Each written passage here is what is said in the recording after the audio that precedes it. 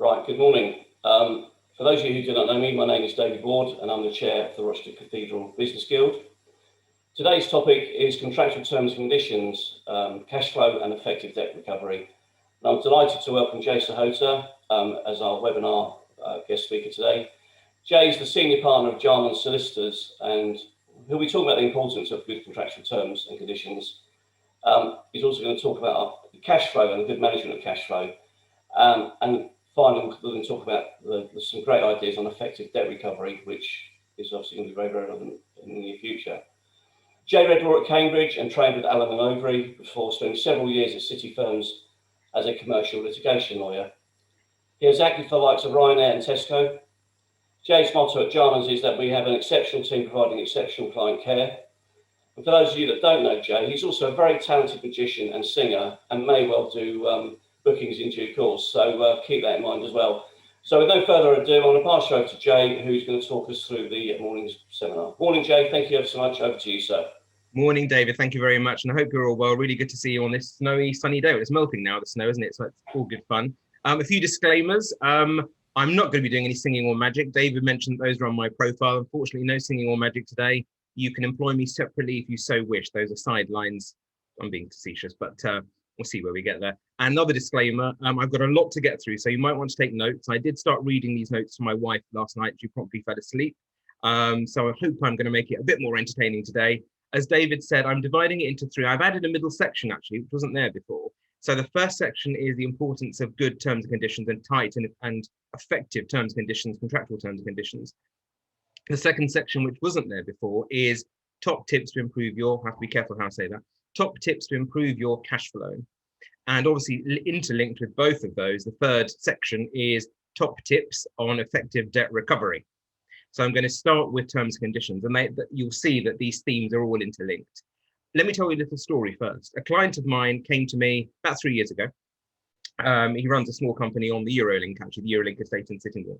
And I advised him to get some terms and conditions in place. And he said, no, they're going to be too expensive. I don't want to pay for them. I said, look, given the size of your business and what we need to do, it's probably not going to be more than about £600–800. You must get these in place to protect your business, to make sure everything's set out and prevent problems in the future. That's the big byword of today, the big phrase, preventing problems, because getting all of this in place does prevent issues later. Not in all cases, but in most cases. And he said to me, no, I don't want to put those in place. They're going to be far too expensive. That same client, and I went on at him again and again and again. He would not listen to me, and I got it in writing, so don't worry. Now he's being sued for £3.2 million. £3.2 million. If he had good terms and conditions in place, I can't say that wouldn't have happened, but it would have been severely curtailed and he wouldn't be in the mess that he's in now. So I'm actually quite annoyed with him, really. And it's risk and reward. It's at the end of the day, it's risk and reward and prevention being better than cure. So please make sure that you have good terms and conditions in place. And I'm going to go through why. I mean, it's the whole theme of protection. When clients come to me, I say to them, you must have these things in place. Otherwise, things can go tits up. Sorry, excuse me, that's a legal phrase. Things can go belly up later. So you need in place a will and lasting powers of attorney. Amazed at the number of people who still don't have wills in place. 2, terms and conditions, which obviously I'm going to talk about. 3, shareholders agreements or partnership agreements. Number 4, prenups or living together arrangements, especially with Valentine's Day coming up. What more romantic than proposing a prenup? And 5, employment contracts. And again, these things are really important. I've got a client at the moment who was, I know it's a side point, but was driving around Brands Hatch Circuit 6–7 years ago.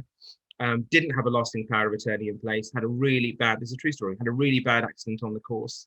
And his personal life and business life have been in limbo ever since because the family and the business can't sort out who's doing what and how to go through the mechanics of it all.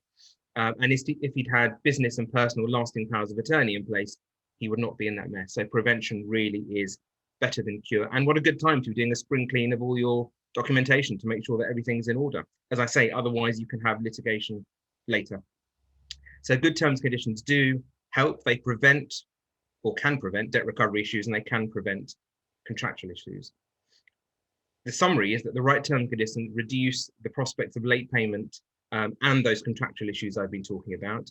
They protect your business because they talk about duties, rights, roles, responsibilities.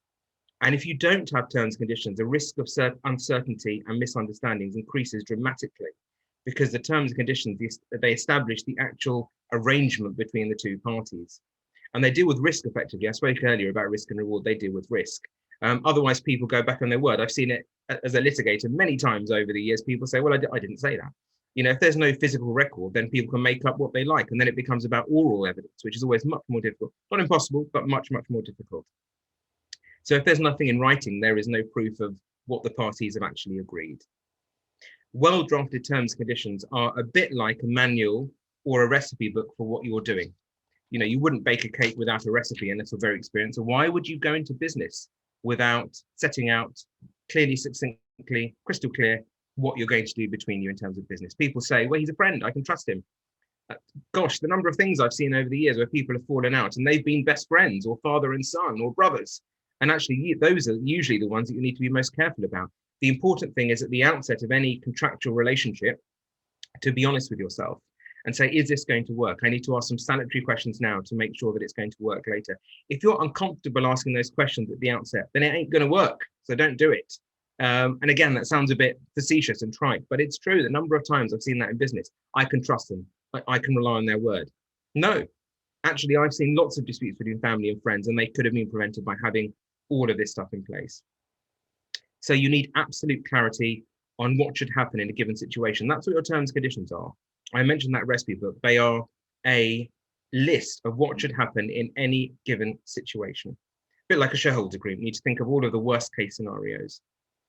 You set out what the agreed terms are, and critically, what happens if things go wrong or one party wants to leave. That's really important. Termination. What happens if one party wants to leave? Don't just assume that it's up in the ether and you can discuss it colloquial nearer the time. You can't. Actually, the first thing you need to think about with all of this, be it a shareholders agreement or terms and conditions, is exit.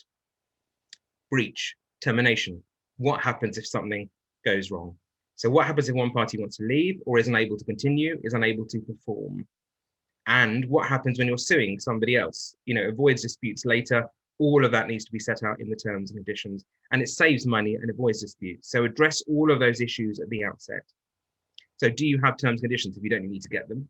What sorts of things should be covered in your terms and conditions? So think about, number one, the definition of the products and services being provided.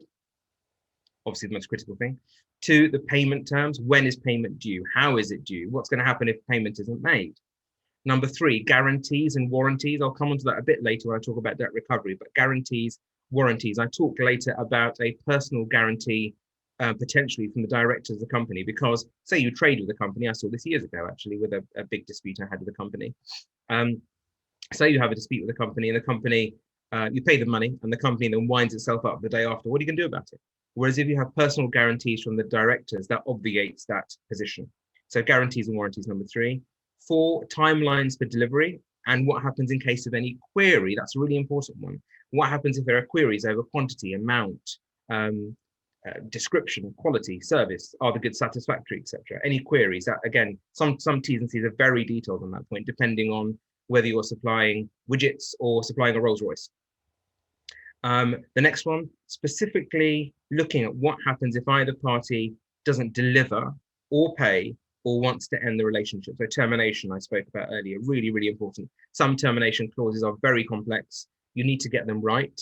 Otherwise, they're almost not worth having there at all. There's lots of case law on misrepresentation, termination. That needs to be tight and right. So you really need to get a lawyer to look at it. I'm not just saying that to get a job, but it's very important, because I've seen them go wrong before, and courts have struck out big bits of terms and conditions because they just aren't suitable.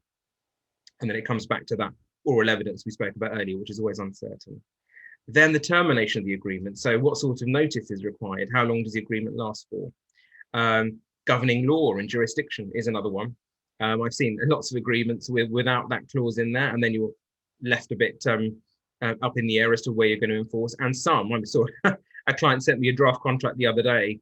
Both parties are based in the UK over here, and it had the governing law as the law of Albania for some reason, because people just pull these terms and conditions off the internet and presume they're going to be enforceable. So don't take these templates off the internet. They never work. You need to get them looked at properly, and they need to be bespoke and apply to your particular situation. So law and jurisdiction is important. And then a lot of T's and C's I've seen at the moment have COVID type clauses in them. What I mean by that is things like force majeure. You must have heard about force majeure, where the extraneous circumstances make it very difficult for one or the other party to perform their contractual obligation. So frustration and force majeure. Force majeure is usually a contractual provision. Frustration isn't. I used to ask that as a question to my future trainees. What's the difference between force majeure and frustration? I won't go into too much detail. But force majeure clauses, COVID clauses, what happens if people don't pay? Are there any alternative arrangements that can be put in place? Negotiation, talking to each other, etc., that sort of thing. And then debt recovery, which I'm going to cover in a lot more detail in a moment. Debt recovery mechanisms, potentially adding interest if you're chasing another person for debt, recovery costs. And remember that the right terms and conditions need to be bespoke. Don't just pull the template off the internet. It never works. And debt recovery and terms and conditions, I mentioned before, are interlinked. And those terms and conditions need to be a document. Don't just put them at the bottom of the drawer and keep them there. They need to be a moving, evolving document because of all the sorts of things I've discussed that move with your business. So if the party changes, amend your terms and conditions. If the goods change, amend them. If there are COVID type situations, tweak the terms and conditions with the agreement of the other party to make sure that all of those situations are catered for. Otherwise, it's just a prehistoric document that's sitting there in a drawer and it doesn't cater for the actual current relationship between the parties. So it needs to be a moving feast, as it were. That's really, really important. So I will talk about debt recovery properly later, and I'll give you some top tips, again, careful how I say it, for effective debt recovery. But the middle section that I've inserted is all about cash flow. Here I take a quick sip of water. And I came up with this, I just drafted a few notes actually the other night, because I can talk about all the legal issues, which is absolutely fine, terms and conditions and debt recovery, but people don't often talk about that stuff in between, which is the commercial issues, the pragmatic stuff. What sort of things do you need to be doing to make sure that your cash flow improves? Because there's no point in me talking about debt recovery if I don't give this commercial salutary advice on top as well. So I'm going to take you through a few tips. There's lots here, I warn you, there is a lot here, so you might want to take notes. And you'll see that I deliberately kept the terms and conditions a bit shorter so that I can dwell a bit more on this actually. If any questions about terms and conditions, then let me know and I can take that up with different people in due course, absolutely fine. So all of these notes, again, there's quite a lot of points here, I've come up with as things I've seen over the years that customers and clients are going through and contacts are going through. And they will help, hopefully, when put together to improve your cash flow position. Some of these you'll know anyway, some of them are fairly, common sense. So I'll go through them very quickly. Obviously, it's a really important time for you managing your cash flow, particularly with COVID going on at the moment. And the key is to be proactive and know what's going on in your business and talk to the other party. If people aren't paying you, talk to them early. So I'm going to go through some of the points now. One of the most important is to agree the price and service level up front. Again, that comes back to terms and conditions, isn't it, really? So make sure there's no expectation gap. They think you're doing something, you think you're doing something else, because there's a mismatch right from the start and it's never going to work, basically. And they'll come back and say, I'm not paying because they didn't do what they said they do. So make sure you agree that price and service level up front. Really important. Who is going to do what for whom and how are they going to do it? And what happens if they don't? And what's the mechanism to pursue a complaint, for example? So agree that. Again, if you can't talk about that honestly at the start, then you've got no chance. So agree that price and service level up front. Make it easy to get paid. Almost said poor then. Make it easy to get paid. Make sure invoices are sent quickly. Make sure you send them to the right people. I've seen that so many times where people look at an old email address and send it out and they wonder why they're not getting paid. So send invoices by email and post. Send them to the right person. Make sure they're chased up after the due date. Make sure that people are on top of it. Use electronic processes if you can to chase up. All sorts of good apps. You've got Xero at the moment, which sends out invoices automatically and chases automatically. So use those sorts of mechanisms. Another important one, explore the potential for on-account payments. People don't do that often enough, and I'll come back to that later. So if the contract spans a number of months, for example, then on-account payments are essential. Not just you do the job on day one, and they will pay you on day 360. They need to be paying you as they go along. Because if you wait until the contract or service is complete before you invoice and then before you get paid, creates huge pressure. So why don't you negotiate on-account payments as you go along so that keep your cash flow going? Otherwise, it can be a huge burden later on. Another one that people don't often recognize is a lot of people I've seen pay their invoices really early and they don't tie it into their cash flow cycle. So I don't understand why people do that. They just want to get it off their chest and get it out of the way. Make use of the supplier payment terms. They are there for a reason. And if you need to extend those terms, say to people, I need to extend the term. I can't pay this within 10 days. Can I pay within 30 days? Do you mind if instead of one lump sum on day one, I pay you 3 payments over 3 months, for example? People are usually really good. Actually, if you ask the question earnestly and honestly, people are usually really good and they listen, they understand. They know what people are going through at the moment. So people are, in my experience, very rarely unreasonable. So make use of those supplier payment terms. Don't pay suppliers early unless you've got oodles of money. I mean, who has in these horrible circumstances? You might get a tiny discount for paying early, but that stops you investing in other stuff. So make use of those terms. It's an agreed term for paying. So I don't know why you wouldn't use it. Sounds a bit trite, but avoid the next tip, avoid unnecessary spending. Look at what your incomings and outgoings are, and tie it into your cash flow cycle. Again, that sounds trite, doesn't it? But it's important. Tie it into what is coming in, what's going out, any unexpected expenditure, anything that can wait, basically. A lot of businesses are putting off expenditure, unfortunately, legal expenditure as well, because I think I can't afford this at the moment, so I'm going to wait, which is what it is at the moment. We are where we are. Make sure that you chase your debtors quickly, or make sure you chase them in the first place. I know a number of people who don't. Make sure you chase them and chase them quickly. Make sure you do your cash flow forecasting. Really important. You need to sit down with your figures and make sure you're forecasting what is going in, what is coming in, and what's going out. So if there's a mismatch between what's coming in and what's going out, then take advice, go to your accountant or let somebody else know. Improve your efficiency with systems. This is a really important one, which people think is a tangential point. It isn't. If your systems are better, that improves efficiency in the office. People get their tasks done quicker. You can get those bills out quicker. You can probably get your service of delivery done better and quicker and more efficiently, which means that you're not wasting time, and it improves your productivity effectively. So you're going to get paid quicker if you're doing a better job. Make sure you bill properly.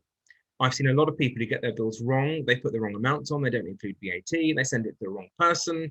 They don't have the right goods and description services on there. They put somebody else's name on there by mistake. So make sure you're billing correctly, on time, properly. Send out those bills quickly so that you get paid.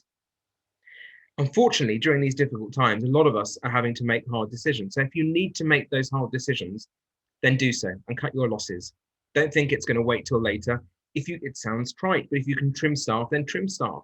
If you don't need a particular supply of stationery, then don't get it, basically. So again, it's common sense, but make sure that you're making those hard decisions and cutting losses, even if it's painful, because believe me, it's better to do these things as you go along than have huge burden and pain later.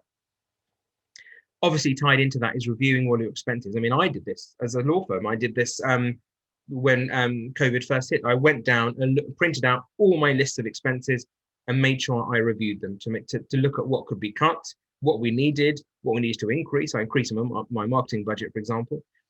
So review your expenses and do it regularly. Don't just do it once, because things crop up in between. So make sure you're looking at your expenses all the time. It's really, really important. People often don't want to do it. They don't want to see the reality and think, oh God, I'm paying a lot of money for this.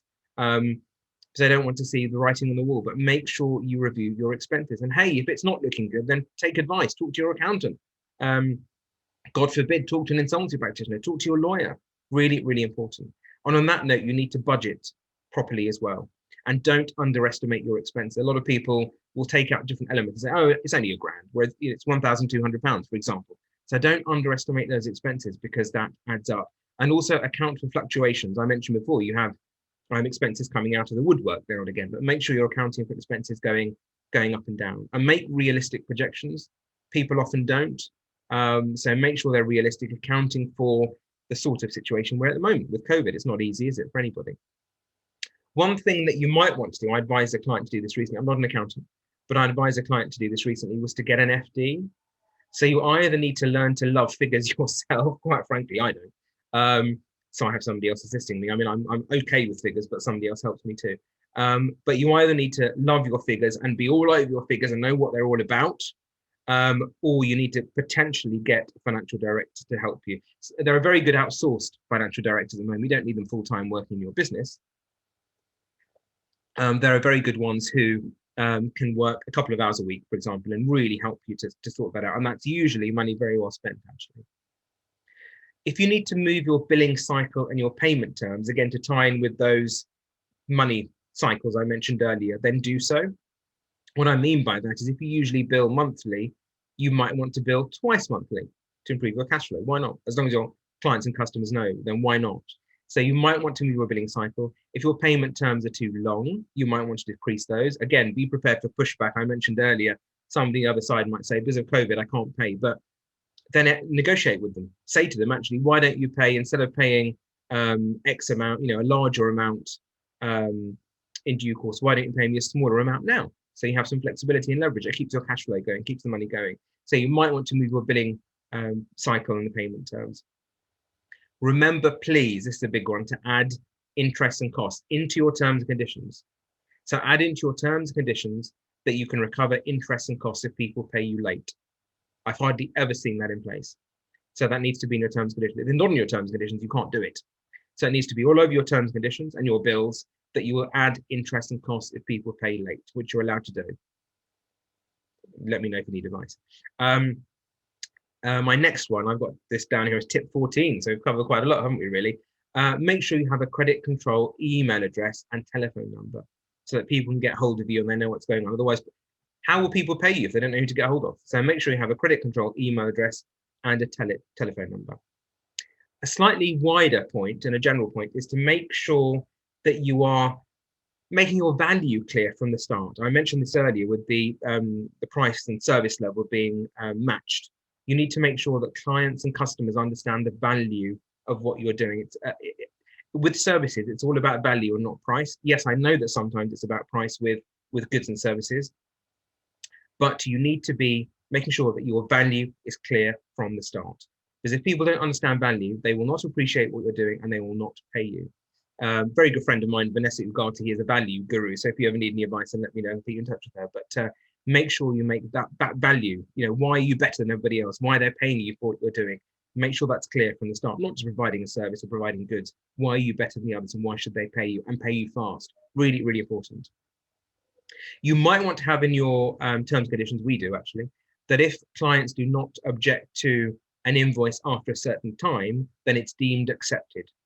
I'll say that again, but it's really important that if clients or customers don't object to an invoice after a certain time, it's deemed accepted. You know what people are like. Sometimes they'll issue an invoice, they're very happy with your work.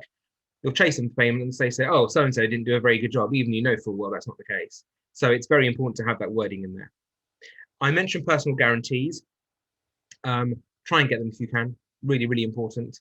So if the company goes belly up, then you can pursue the directors and other owners of the company. That's really important. So personal guarantees.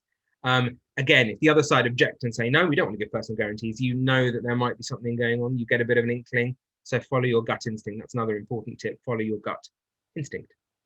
And as I said before, make payment easy, because I know so many companies who don't have a telephone number for you to pay. They don't have details on the invoice. We've got splattered all over our invoice, our terms and conditions, our letter of engagement, how you can get your bill paid with your bank details, etc. Make sure that's there. Otherwise, how are people going to know to pay you? Make sure that's all consistent and it's correct, and make it easy to get paid, please. Otherwise, you'll end up with all sorts of issues later. So that was the section on cash flow, but I'm rattling through it, aren't I? I'm taking another sip of water. I should have just got some more myself. I should have broken this up with some magic, shouldn't I, really? As David hinted earlier, could have done a few tricks and a bit of singing. I don't know what your penchant is for singing, but I could have done a bit of that, really. Right, a few tips on effective debt recovery. There is a sheet I've got. If you'd like a sheet, I'll show you it now, actually. This is my top tips on effective debt recovery, which I've published in the past, actually. So I'm going to go through that now. Then let me know and I'll send it to you. Absolutely fine. I've got loads of copies. And they, again, are tips that I've picked up over the years because they're so important. And you'll see now that they're linked into the terms, conditions, and the cash flow stuff I've just been talking about. So these are my top tips, again, careful how I say it, on effective debt recovery, because they will, especially tied in together, you can avoid those cash flow problems. And that's really important. Number one, carry out a risk assessment. Carry out a risk assessment of the person you're going to trade with. Look online. What's their reputation like? What are people saying about them? Look at their website. Does it look legit? Do they look like a sham? Ask other people they're traded with. Were they any good? Look at customer reviews. Look at a site called Trust Online. Trust Online. It will tell you if somebody's had a CCJ against them in the past, company or individual. Look at the insolvency service website. That will tell you whether somebody has been insolvent in the past or has any sort of IVA or CVA, for example. Look at the insolvency service website. And again, look at their reputation. What are they like? Make inquiries. Ask people they have traded with in the past. Really, really important. So make sure you're doing that. And the reason why you need to do that, I will come on to later. There's a little story I'll tell you later on about risk assessments. But those initial risk assessments are really important. Number 2, get a credit check done. There are lots of providers of credit checks. I'm going to tell you now, don't use Dun & Bradstreet. I shouldn't be saying that, should I really? Sorry if you've got links with Dun & Bradstreet. I had a case many, many years ago where I sued Dun & Bradstreet. My client was a little company on a trading park in Reading. I used to work in Reading. And we sued Dun & Bradstreet because my client was an IT hardware provider, wanted to trade with a counterparty, got a credit check done via Dun & Bradstreet, which was incorrect because they didn't pick up that the company they wanted to trade with, my client, had been dormant the year before. They filed dormant accounts, and their algorithm, Dun & Bradstreet's algorithm and T's and C's didn't pick that up. So we sued Dun & Bradstreet. We thought, we'll give it a try. So my client lost money, actually. The report said, I still remember the figure, 74 out of 100 and £34,990 credit limit. See, that's what a case like that does for your memory. That party is good to go and trade with, and they weren't. They reneged on their terms. They didn't pay my client the money, so we sued. They got a bit of it back, so we sued for the remainder. So it was a £9,000 claim. We sued Dun & Bradstreet. It was quite sorry for the tangential story, but it was great fun because we sued them, and we made an offer to take £9,000 on the first day, and they gave us 2 fingers. Unfortunately, Dun & Bradstreet being a big American conglomerate, so we sued them. 2.5 years later on a £9,000 claim. What did I say about risk and reward? I mean, ridiculous. And they could have just taken our offer of £9,000. Sued them, went through loads of negotiations and protracted litigation over 2 years. We sued them in Reading County Court. We won. And that day was hilarious because they'd flown in 18 executives from the US to watch what was going on because they would have had to change their algorithm and their T's and C's, which they did in the end. So we won. They appealed. We won. They then had to pay our costs, and they appealed our costs, and we won. Just the cost hearing was 2.5 weeks, just for the cost to be assessed. So on a £9,000 claim, guess how much we got? When Dun & Bradstreet could have settled for that amount on day one, £680,000, believe it or not. And Dun & Bradstreet costs, I think, ran to about 2.2 million. So don't use Dun & Bradstreet, but also remember risk and reward, do things properly, get a credit check, really important, and use the right person. Look at Companies House. You've got the website Beta, B-E-T-A, Companies House, B-E-T-A. If you just type in Beta Companies House, get all sorts of information on the company and the directors and what they've done in the past. And then if you really want to go into detail, look at the details of the directors and their associated companies and the sorts of companies they've been linked in with the past. I had a client recently who wanted to trade with the company. We did some digging around together, and you can come up with the director details on the Beta service. So they had run other companies in the past with their names as a director, and there was something dodgy going on there. So I actually advised my client not to trade with them because when you dug in deeper, you could see that director with other companies had done some dodgy stuff. So be careful. So use Companies House, look at credit reference websites, and do all those other bits that I mentioned earlier. That's number 2. Number 3, who are you dealing with? Really important to know who you're dealing with. The number of times I know that clients have tried, not mine, thankfully, have tried to sue entities and they've sued in the wrong name. They've sued the sole trader where they should be suing the partnership. So who are you trading with? Is it a company? Is it a sole trader? Is it an individual? Is it a partnership? That will need to go into your terms and conditions, and it also dictates how you take action against them if you need to. Number 4, terms and conditions I mentioned, they're all interlinked, these issues, aren't they? You need a robust and comprehensive credit policy, which I mentioned earlier. Number 5, make sure you look carefully at the customer. If they're particularly high risk and you still want to trade with them, you might want to for a particular reason, then take that into account in the terms and conditions. Buy an upfront payment, for example, or a guarantee. I mentioned that earlier, or personal guarantee. So take that into account in terms and conditions. These should not be static considerations. Look at the particular client or customer or supplier or trader you're dealing with and bespoke your terms, conditions, and your policies accordingly. Don't just use one set of terms and conditions for everybody unless you're in that sort of business.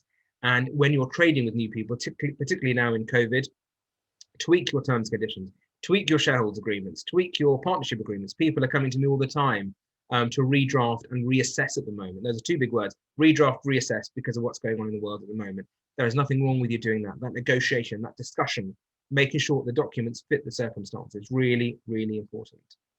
So if they're particularly high risk, taken into account your terms and conditions, or change the way you deal with them. For example, direct debits. You know, a lot of people I know set up direct debits and say, if your word is your bond, then why not pay by direct debit? You know, why wait for a check to come in later? And checks take ages to clear. Get them to pay by direct debit. Why not? Number 6, I mentioned protection. So things like personal guarantees, and also you can get non-payment insurance. I don't know how many people know that you can get non-payment insurance. So take guarantees and warranties and look into non-payment insurance for the risk of non-payment. Number 7, again, I mentioned how you take payment. So look at a deposit or a payment in advance. Really, really important. Why not? If they want to put their money where their mouth is, and they will make a deposit and pay money in advance. And look at things like guarantors. I know even in contractual relationships at the moment, people are asking for somebody else to be a guarantor or another company to be a guarantor. Why not? Not just tenancy disputes, but these sorts of things as well. And that cash up front is a really important consideration. So you might want to pay more up front and slightly less later.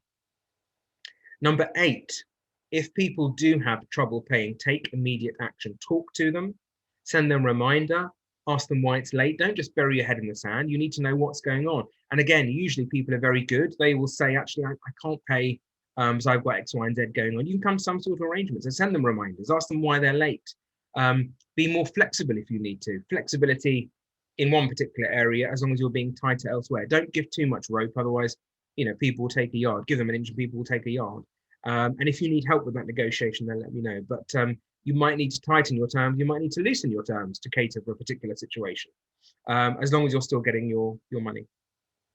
Number 9, be proactive. Otherwise, you'll be seen as soft. Word gets around fairly quickly. So you need to be proactive and make sure you jump on these issues straight away. Otherwise, you'll get a bit of reputation for being soft. Number 10, don't leave it for long if you've got, I'm sure my friend Adrian, who's on here, will agree with me. So don't leave it for long. It's a bit like a ladder. If somebody doesn't pay, jump onto them straight away. Why have you not paid? Otherwise, I think they can get away with it. If you've got cash flow problems, get advice, get an accountant to look at it, get an FD to look at it. And if the writing is on the wall and it looks as though, as though your cash flow is poor and you don't know what to do about it, take advice from an insolvency practitioner. Going to an insolvency practitioner is not taboo anymore. So if you need to go to an IP and say, look, I've got these financial issues, what can I do about it? You might need to do that. Take advice from sources. People should not be scared to take advice in these sorts of situations at the moment. Everybody's doing it. So don't leave chasing your payment for too long. Jump on the issue straight away. If there's an inkling of an issue and your gut tells you that something isn't right, make sure that you jump on it straight away. And in terms of that chasing, add, as I mentioned before, add chaser costs and interest to your terms and conditions. Otherwise, you cannot get them back later. And sometimes give your clients leverage for speedy payment. I mean, even I do this as a law firm, where clients say, well, I can't pay you a particular amount on a particular date. I will say, well, actually, if you pay quicker, we'll give you a bit of money off. You know, why not? I'll take less now rather than more later. So give them a leverage for speedy payment. People will often agree with that and say, actually, that's fine. I'll give you a bit less now just to clear the debt. I mean, it's good for you, good for your cash flow, good for them, and they don't pay so much later. And there are some particular COVID tips as well, which I should tell you about. And most of them I mentioned already. But do those deals if you need to. You know, pay less now rather than more later. Upfront payment I've mentioned.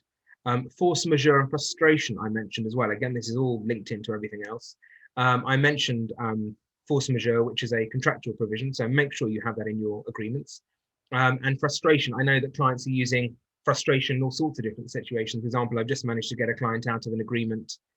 He was being tied into a big, I won't mention the name, with a big provider of service accommodation, office accommodation. And they wanted to tie my client into the term, even though they hadn't used their offices, and saying, well, you signed the terms and conditions and the agreement on day one, and you're due to pay the whole term of the payment. So I managed to get the client out of that because of COVID, because the other side were being buggers, quite frankly. Excuse my French. That's a legal phrase too. And it comes down to negotiation and understanding at the end of the day. People aren't going to be understanding in these sorts of situations, then when are they, quite frankly? So do talk to people, do deals if you can, get upfront payment if you can. As I said, a reduction if people pay quickly, talk to people, put those contractual provisions in there if you possibly can. And an important tip, which I came across a number of years ago, and I've added this to my terms and conditions now, actually, is that it's a bit complex, so let me know if you need any help with it, but you might want to add to your terms and conditions that the other side will not oppose judgment in default. What I mean by that is if somebody contracts with you and they don't pay you, and you then sue them, sometimes people will try and set aside the judgment that you get because they've not responded to your correspondence or communication, for example. So if you have a term in there saying that they will not oppose judgment in default, that makes the whole process a bit easier. Again, I can go into that in more detail later on if you need me to. And again, what I've seen a lot of people, this is a side point, what a lot of people are doing at the moment is trying to get out of paying. So what they will do is you'll provide them a service, say as a lawyer or an accountant, whatever. They won't pay you, and they will then write a negative review on social media to make it seem as though they're justified. So actually what I do, I mean, luckily my firm has good reviews, but luckily I have in my terms and conditions now that clients are not allowed to leave negative reviews, at least not without discussing it with us first and discussing it with the fee earner. Otherwise people will try and justify their non-payment and then say, well, I'm not paying you because your service wasn't very good. See, I put this thing on social media. So people are coming up with all sorts of excuses, so don't let them get away with it. Sometimes it's justified, obviously, and deal with it properly, but often it's not justified, so make sure that you deal with it and crack down on it if you need to. So, as I mentioned earlier, you need these mechanisms in place, you need your terms and conditions, you need to look at cash flow, you need your debt recovery mechanisms, make sure it's all in place. And if you're in bother, then deal with it early, take legal advice, take an advice from an accountant, insolvency practitioner, financial director, etc. As I said at the start, prevention is so much better than cure. I've used the phrase rather naughtily recently, Dolly Parton in a hot air balloon. Some of you will have heard me say this, Dolly Parton in a hot air balloon. Unless you have all this sort of stuff in place and make sure that it's all right, then things can go tits up later. Excuse my French. So please make sure that you get it in place. Please make sure that it's robust and tight. Otherwise, as a litigator, I see so many disputes. And as a litigator, of course, I can help you get out of those disputes if you need advice and help. But isn't prevention better than cure? And make sure you're not in those sorts of situations in the first place. So get all these sorts of things in place. I mentioned all of those other things earlier: wills, LPAs, terms and conditions, shareholder agreements, etc. Make sure your terms and conditions are good. Make sure you're on top of your cash flow. Make sure your debt recovery procedures are good. And if there's any problems, crack down them quickly and take advice if you need to. Thanks for listening. That was me. Sorry, it's a bit of a rattle through. Hope nobody's fallen asleep, and I hope you enjoyed it. I enjoy presenting it. Thanks very much indeed. Jay, that was fantastic. Well done, you. I'm very disappointed there was no singing, though, or no magic. Next time, maybe. Well, be careful what you wish for, because I am recording this, so that was a contractual agreement, I think. So, first of all, Jay, thank you very much for the presentation. And I've learned a lot of new legal phrases. I mean, who knew tits up was a legal term? I mean, I've added that to my diary, a directory of phrases. Directory of costs. I don't know.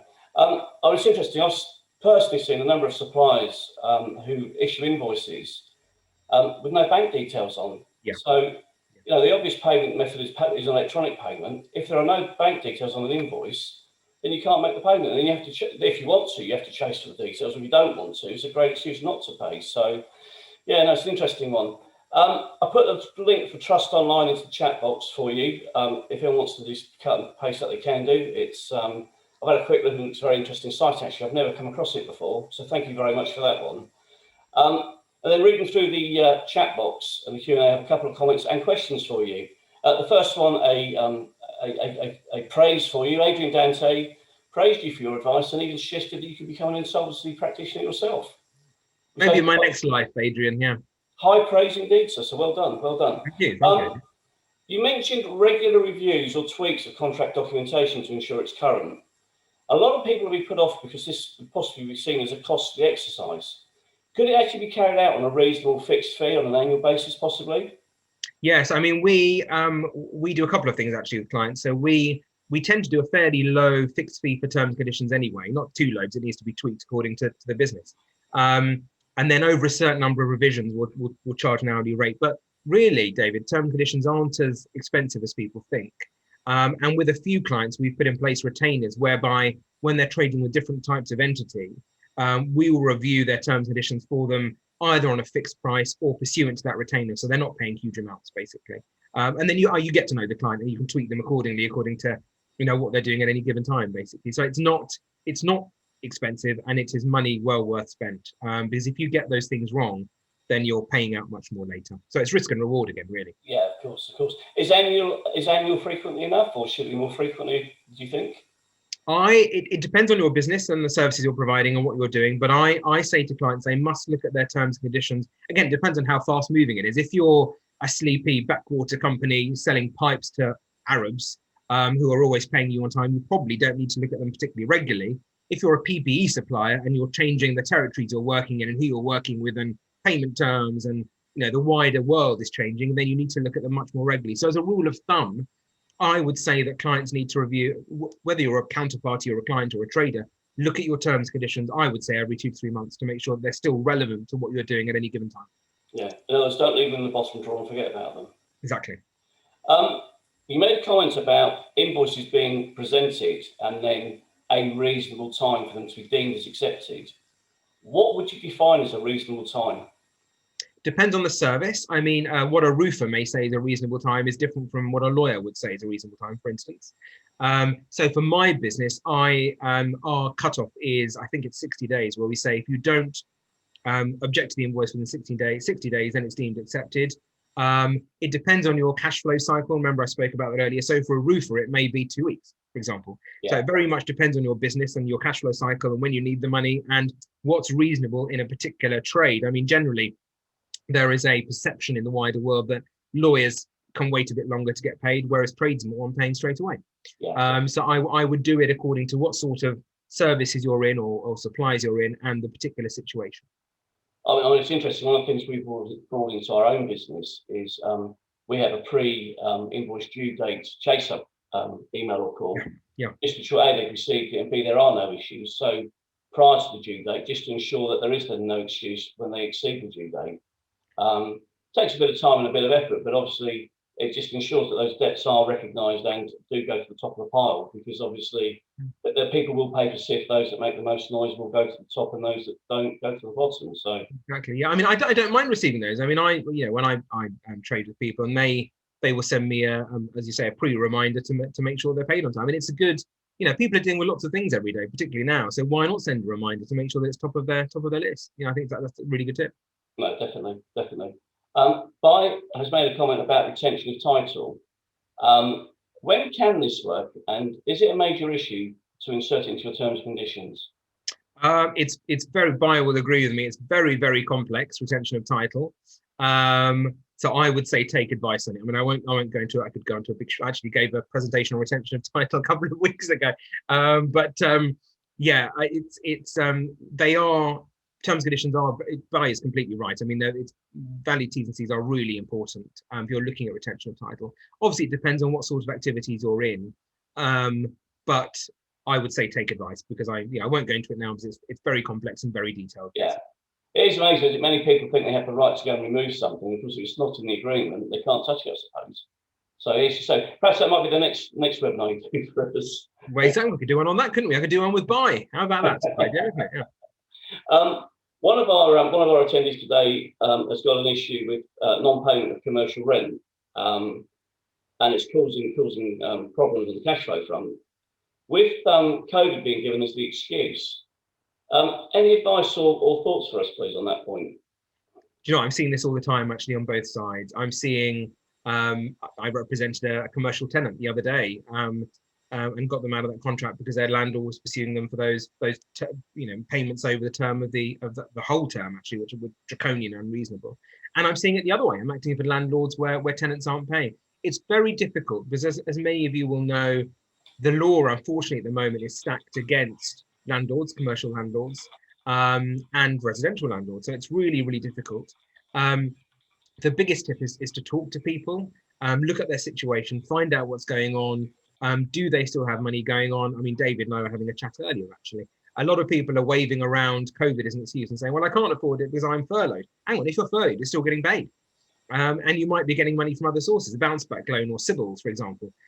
So people often are using it as an excuse where they've got sometimes more money than before because they haven't got the usual everyday expenses. So the biggest tip is to talk to people and see if you can come to some sort of arrangement whereby you can take, if you're not taking the whole rent now, for example, you might want to take less now and more later and maybe add interest to it, for example. Maybe somebody else could pay on their behalf. I'm saying clients are phoning me at the moment saying, well, we can't pay because we haven't got the money. I'm saying, well, why don't you take out a loan or get money from a family or friends? Again, I shouldn't be advising them to take out a loan because I'm not a financial advisor, but we're saying, well, surely you can get money from other sources. I know your dad is loaded, so why aren't you getting your dad to pay, for example? And tweaking it in that sort of way. But if it does come to the legal route, then again, it's a bit of a catch-22. Are you going to try and sue somebody when they genuinely haven't got the money? You probably wouldn't get there anyway. Are you really going to try and kick out a tenant where you might not get another one in? That's even more risk because you have a huge void period. So my biggest tip is talk to them, see if you can tweak what you're doing, ask them if there is some other source of money that they can potentially tap into. And if you need to go down the legal route, then take advice because there are ways of doing it. Again, it's stacked against landlords at the moment, unfortunately, but there are ways of doing it. That's fantastic. Thank you, Joe. I really appreciate that. We don't have any further questions, so it leaves me to say thank you very much once again for the presentation you've done this morning, but also for being a business guild sponsor at Cathedral, which, this is your second year now, and we're very, very grateful for that support, because without people like you helping us with that, we can't afford to put on webinars and other things. So thank you very much for that sponsorship. Thank you very much for today's presentation. I will be sharing your presentation today on video with the group, as I said earlier, and maybe we'll put your contact details on there as well. So if anybody has any need to give you a call, they'll have your contact details as well. So with no further ado, thank you all very much for attending today. Jay, thank you so much for your time, sir. Pleasure. Happy Friday, everybody. Good luck on Valentine's Day. I hope you get the presents you wanted and deserve.